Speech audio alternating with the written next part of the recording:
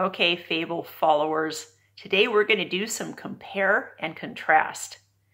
Compare and contrast is a fancy way of saying you look at two or more things and you see how they're alike, you compare them, and you see how they're different. You see how they contrast. So today we're going to read out of two different fable books. This one is our collection of Aesop's fables that was illustrated by Charles Santore and published by Jelly Bean Press. And the first one is called The Heron.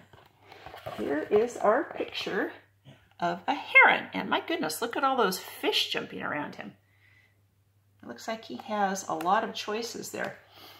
So let's read The Heron. A heron went wading one early morning to take his breakfast from the shallows of a stream.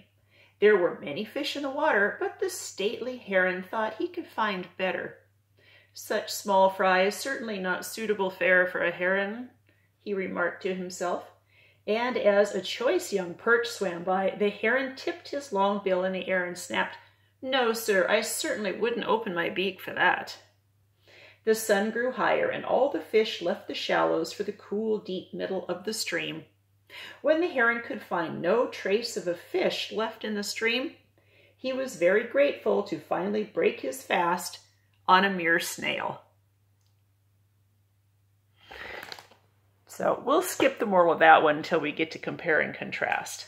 So the heron had a lot of choices, but he didn't think they were good enough. So he kind of kept waiting, and finally his luck ran out, along with the fish. All right, our second book is from Aesop for Children. It's illustrated by Milo Winter, and it's published by Rand McNally. And here is our picture. It's kind of a small one. It's called The Fisherman and the Little Fish. A poor fisherman who lived on the fish he caught had bad luck one day and caught nothing but a very small fry. The fisherman was about to put it in his basket when the little fish said, "Please spare me, Mr. Fisherman. I am so small it's not worthwhile to carry me home. When I'm bigger, I shall make you a much better meal." But the fisherman quickly put the fish into his basket. "How foolish I should be," he said, "to throw you back. However small you may be, you are better than nothing at all." So what do you think of our two stories? When you compare them, when you contrast them, how are they different? Well, they're almost opposites, aren't they?